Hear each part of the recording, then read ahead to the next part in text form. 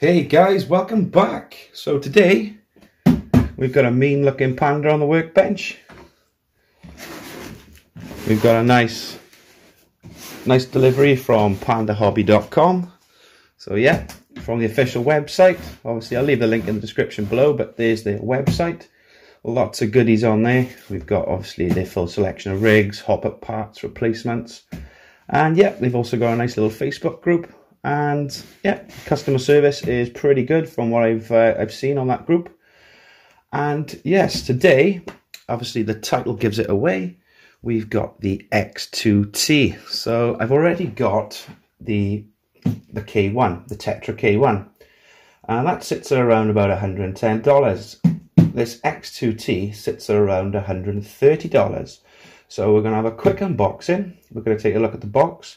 And then we're going to take a look at what you're spending the extra $20 on. So yeah, let's open it up. Got my trusty knife. I am opening this with you guys. It's the first time opening this box and seeing what's inside. Really nicely packaged.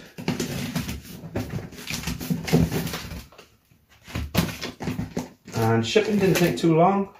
There is options on the official store to buy directly from the Amazon store, so shipping could be even quicker again. But I opted from China, and I think this took about 2.5 weeks to get here, which isn't bad at all. I think it cost $5 in shipping. So there we go. Oh wow, really nice display. So it's a different box compared to my Tetra K1. And yeah, it's all on show straight away, so that's what you get to see when you open the box. I'm really liking that colour. There we go. Okay, so here it is, the X2T. So we've got the X2T, which is a flatbed pickup, and then we've got the XT, which I believe then has got the full cab on the back. And yes, we have got ourselves a Bronco. Let's have a take a quick look at the box. So it says here, controllable lights, alloy oil damper. So looking in there, that's one change that we've got to the K1. They are oil dampers on the K1, but they're plastic. So in there, I can actually see those are alloy, ready to run straight out of the box. 4-wheel drive, 2.4 gigahertz. We're getting lithium-ion batteries in there and an included charger. There's some information on the box there, guys, if you want to pause and have a look at that. We've got the wheelbase and all the specs. On the side of the box, we've got a bit more information. We've got here, it says customers can manually fit alternative body shells without using body clips. That's really nice. Water resistant ESC and servo combined with a waterproof motor made for a go anywhere solution. Waterproof straight out the box. Front and roof LED and rear LEDs controllable. It says there in brackets K series only front LED. We've got some hop-up parts there, brass knuckles and some metal bearings, included wheel weights, and it's a 4-link setup. Inside the box you get some bags of goodies. So we've got some wheel hubs there to screw over the threads, which will just nicely add to the finish of the overall truck.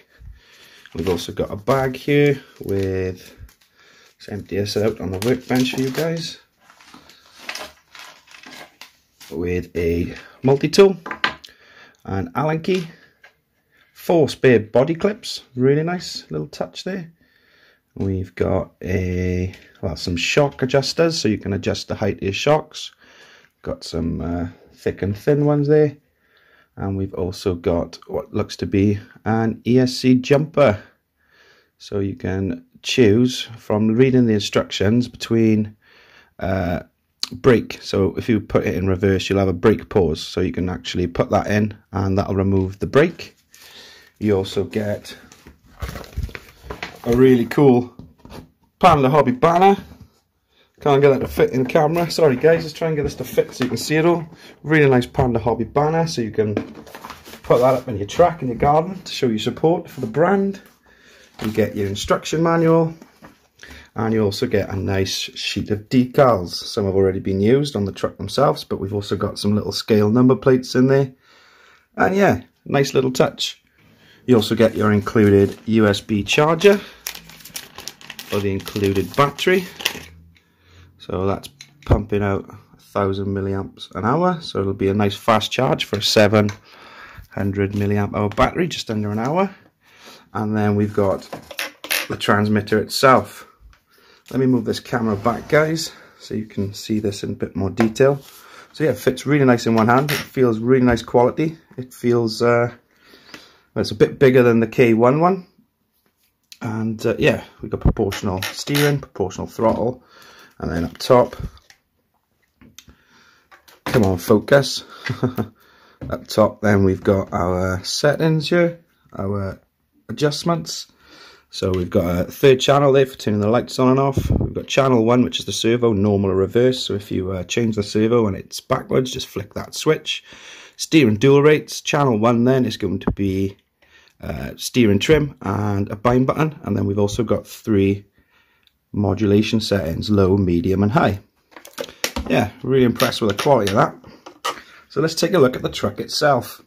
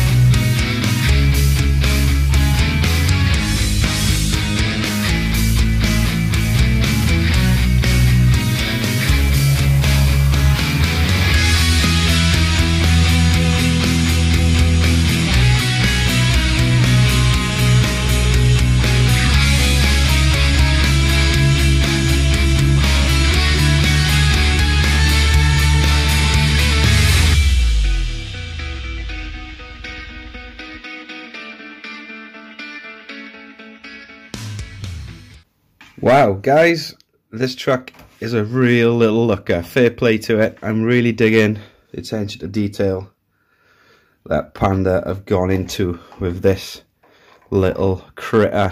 The wing mirrors, they're like a rubber, so yeah, they're going to be nice and durable. The attention to detail in our front grille is phenomenal, and just throughout this truck just has so much character. So it's got a little mini Bronco theme, and yeah, I think they've nailed it. So let's talk about the features and functionality, and then we'll compare it with the K1, which is sat behind, and we'll talk about why this rig is $20 more. So as mentioned at the start of the video, some of the features are that we've got a full waterproof setup straight out the box, waterproof ESC, waterproof 3-wire servo, a waterproof motor. And this thing truly comes ready to run. I was pleasantly surprised to see that the transmitter actually come with 4 AA's included. So yeah, it's just a matter of giving the battery a quick charge, and yeah, you're away. This is ideal. Straight out the box, straight ready to hit the trail and have some fun. We've got some super soft tyres, which are foamed and weighted out of the factory, which is again a nice little touch from Panda Hobby. And we've got oil shocks, and as mentioned, these are alloy. I don't know if you can see in there. And one of the problems with the K1 is that obviously this comes with oil shocks, but they're quite stiff. That's about max flex there. They've actually, I think they've put like a lighter oil in there. There's a lot more flex to be had. It feels a lot smoother, and yeah, these little touches are all making a big difference. We've got a full light kit all round, headlights, roof bar there, light bar on the roof. We've got rear lights, and then when you put it into reverse, you get your reverse lights on. It's worth mentioning as well that the servo is axle mounted, so bump steer is non-existent. So that's the features. Let's take a quick look at the functionality, and then we'll finish off by comparing these two to see where that extra $20 is going. Functionality, nice little on and off switch situated underneath. What I've done is, I don't know if you can see in this, by here, by my thumb, that's normally facing up. I've unclipped it and clipped it back on so it's facing down, easy to access. And yeah, the servo nice strong reactive, and also then you get a nice sense of smooth control because obviously it's fully proportional. We've obviously then got our third channel then to turn our lights on and off. Just look at the way that lights up. If we bring it around the back here, we've got our rear lights that are always on, and then if I put it in reverse lights come on. I really like that. It's a really nice little touch.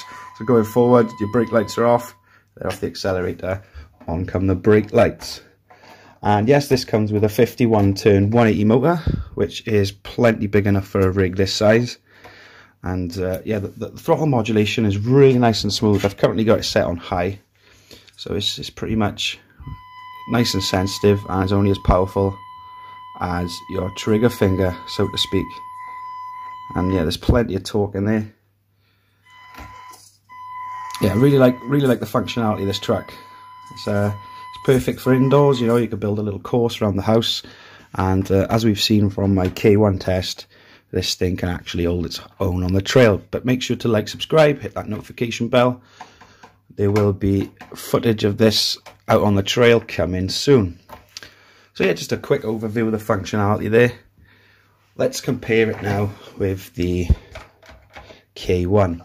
So as mentioned, now we have alloy shocks. So in the K1, if you take a look in there, we've got oil shocks, but they are a plastic housing of sort. And in this Tetra X2T now, as you can see, we've got alloy. We've also got redefined or revisited axles. So this now, you just take off these 4 Allen keys and it gives you access to the ring differential for, you know, maintenance. This is like an old style axle on the K1. And if you can see there, you'd have to remove this part here and the outside. So it's quite a bit of work there to actually get into the axle gears themselves. You have to remove wheels and whatnot. So new axles, new shocks, obviously full light kit.